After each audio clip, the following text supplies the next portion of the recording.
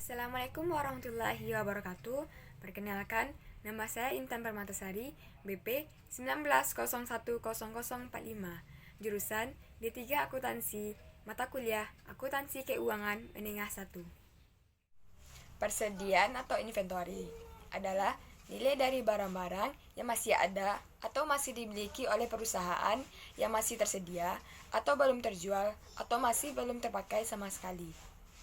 Selanjutnya, klasifikasi persediaan. Berdasarkan kriteria di atas, persediaan mencakup unsur-unsur sebagai berikut. 1. Barang dagangan, yaitu barang yang dibeli oleh perusahaan dari pihak lain dalam kondisi sudah siap untuk dijual tanpa melakukan pemrosesan lebih lanjut. Misalnya, persediaan pedagang mobil akan terdiri dari mobil. Persediaan toko bahan makanan akan terdiri dari sayur, daging, makanan atau minuman dalam kaleng, bahan roti, bahan kue, dan lain-lain. 2. Bahan baku adalah barang-barang yang dibeli oleh perusahaan dalam keadaan harus dikembangkan atau diproses lebih lanjut, yang akan menjadi bagian utama dari barang terjadi. Misalnya, untuk memproduksi sepeda maka bahan baku yang dibutuhkan adalah pipa baja. Selanjutnya, bahan pembantu adalah barang-barang yang dibeli oleh perusahaan dalam rangka mendukung proses produksi sampai menjadi barang jadi. Misalnya, aksesoris perlengkapan sepeda merupakan bahan pembantu bagi pembuat sepeda. Yang keempat, barang dalam proses adalah bahan yang sudah dimasukkan dalam suatu proses produksi tetapi belum selesai diolah sehingga baru menyerap.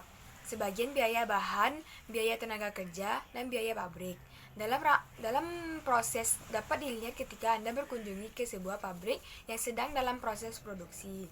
Misalnya, pipa baja yang sedang diproses dengan mesin.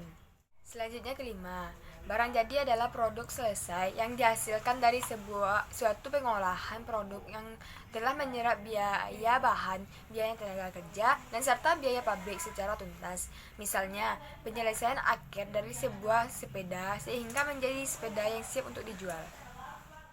Selanjutnya, cangkupan dalam persediaan, yaitu 1. Barang yang ada pada suatu entitas dan merupakan miliknya. 2. Barang yang ada pada suatu entitas tapi bukan miliknya. Dan 3. Barang milik suatu entitas tapi tidak ada di entitas tersebut. Selanjutnya, inventory cost atau biaya inventory.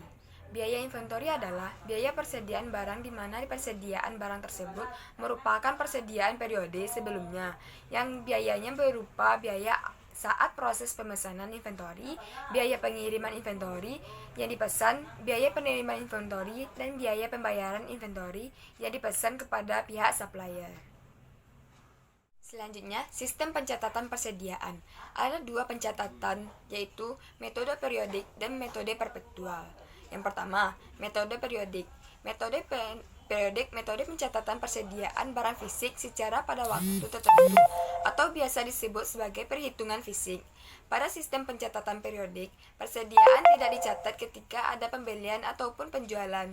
Nilai persediaan dan harga pokok penjualan HPP akan dicatat pada akhir periode, bulanan, semester, atau tahunan. Berdasarkan perhitungan stock of name, perhitungan fisik dilakukan. Penerapan metode pencatatan periodik ini, perhitungan HPP akan menjadi lebih ringkas dan sederhana. Yang kedua, metode perpetual. Metode perpetual, persediaan barang secara berkelanjutan atau real time, atau juga bisa disebut pencatatan sistem buku.